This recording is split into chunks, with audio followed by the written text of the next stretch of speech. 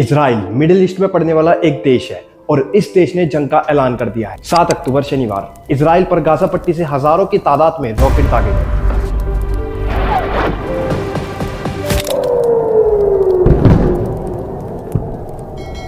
और इजराइल ने state of war जारी कर दिया। आयरन डोम के बचाव के बावजूद भी 600 से ज्यादा इजरायली मारे गए और लगभग 3000 से ज्यादा इजरायली घायल हुए हैं। כוחות חמאס פלשו הבוקר לשטח ישראל בבוקרו של יום חג, שבת, ורצחו אזרחים תמימים, ילדים וקשישים.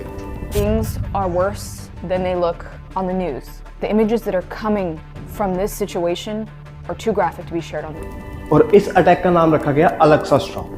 अब इजराइल और पैलेस्टीन के बीच ये विवाद कुछ नया नहीं। अब इसको बेहतर समझने के लिए आपको इजराइल की भौगोलिक कंडीशन यानी मैप को समझना होगा। दरअसल इजराइल के ईस्ट और साउथ वेस्ट डायरेक्शन में दो अलग अलग एरिया मौजूद हैं, जिसमें से ईस्ट साइड पर वेस्ट बैंक और साउथ वेस्ट साइड पर एक पट्टी मौजूद है जिसको गाजा पट्टी कहा जाता है और इन दोनों एरिया को ही पैलेस्टीन कहते हैं। हालांकि वेस्ट बैंक में पैलेस्टीन नेशन अथॉरिटीज की सरकार चलती है और गाजा पट्टी हमास के कब्जे के अंदर है। अब हमास, इस शब्द पर थोड़ा गौर करना। हमास वही है जिसने 7 तारीख को इजराइल पर हमला किया। ऐसा क्यों किया था, इसको जानने के लिए आपको सबसे पहले इजराइल की थोड़ी सी हिस्ट्री को जानना होगा। यह विवाद तकरीबन 100 साल से भी ज्यादा पुराना है। पहले विश्व युद्ध में ऑटोमन साम्राज्य को हराने के बाद ब्रिटेन ने पश्चिमी एशिया के इस हिस्से पर कब्जा कर लिया, जिसको पैलेस्टीन के नाम से जाना जाता था। और यह वह समय था जब इजराइल नाम का कोई देश एग्जिस्ट ही नहीं करता था और वेस्ट से लेकर गाजा पट्टी तक इलाका पैलेस्टीन के अंदर आता था। जब यहाँ पर अरबी और यहूदी दोनों नेशनलिटीज के लोग रहते, धीरे धीरे यहूदी और अरबी लोगों के बीच अपने अपने देशों के लोगों के लिए नए देश बनाने की मांग उठने लगी। अंतर्राष्ट्रीय समूह ने भी ब्रिटेन से यहूदी लोगों के लिए पैलेस्टीन की स्थापना करने की बात कही। दूसरी ओर अरब अपने लोगों के लिए पैलेस्टीन नाम से एक नया देश मांग रहा था और यहीं से शुरुआत होती है इस विवाद की, जो अब तक चल रहा है। और पैलेस्टीन और इजराइल के बीच इस विवाद को अंग्रेज भी नहीं सुलझा पाए। इसकी वजह से उन्हें 1948 में फलस्तीन को उसके हाल पर ही छोड़ना पड़ा और वहां से वह चले गए। यहूदी नेताओं ने मिलकर इजराइल की स्थापना का ऐलान किया, जिसका फलस्तीन ने बहुत जमकर विरोध किया और पड़ोसी अरब देशों ने हमला भी बोल दिया। युद्ध के बीच कई फलस्तीनियों को अपना घर छोड़ना पड़ा और फिलिस्तीन के ज्यादातर हिस्से पर इजराइल ने कब्जा कर लिया। युद्ध के बाद जॉर्डन ने वेस्ट बैंक और मिस्र ने गाजा पट्टी पर कब्जा कर लिया, जबकि यरूशलेम का पश्चिमी हिस्से पर इजराइल का नियंत्रण स्थापित हो गया। जॉर्डन और मिस्र के कब्जाए हिस्से को पैलेस्टीन का नाम दे दिया। ऊपरी तौर पर मैंने आपको इजराइल का इतिहास को समझा दिया है। अब आप इस मैप को देख सकते हो। ये पहले पूरा पैलेस्टीन हुआ करता था और अब आप देख सकते हो कि कितने एरिया पे इजराइल का कब्जा है। अब जैसा कि हमने पहले बात करी थी हमास, उस पर आते हैं। हमास ने इस युद्ध को अल-अक्सा स्टॉर्म का नाम दिया गया है और इसके नाम के अंदर ही इसका मकसद छुपा हुआ है।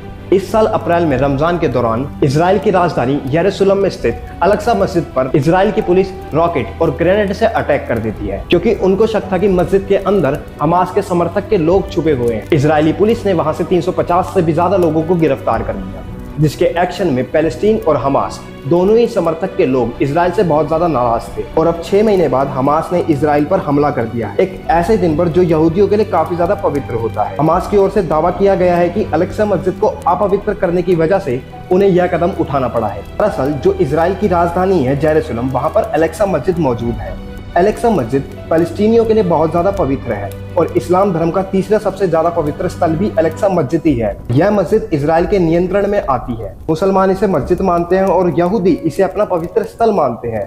उनके मुताबिक इसे टेंपल टाउन कहा जाता है और उनका मानना यह है जो बाइबल में मंदिरों का जिक्र किया गया है वो इसी स्थल पर मौजूद है। और ईसाई धर्म को मानने वाले लोग भी इस जगह को एक पवित्र स्थल के तौर पर देखते हैं और ऐसा कहते हैं कि इस जगह पर ईसा मसीह को फांसी दी गई थी। इस तरह इस जगह को लेकर तीनों धर्मों के लोग अपने अपने दावे करते हैं। मुस्लिम देश फलस्तीन और यहूदी देश इजराइल के बीच युद्ध का सबसे बड़ा कारण यही है। तो आज की वीडियो में इतना ही। अगर आप इस टॉपिक पर पूरी डिटेल में वीडियो देखना चाहते हैं तो प्लीज कमेंट कीजिए और चैनल को सब्सक्राइब करना मत भूलना, क्योंकि एक सब्सक्राइब से हमारी पूरी टीम को बहुत ज्यादा मोटिवेशन मिलती है। तो नमस्कार, आपसे विदा लेने का समय आ गया है। फिर मिलते हैं किसी और एक नई वीडियो में।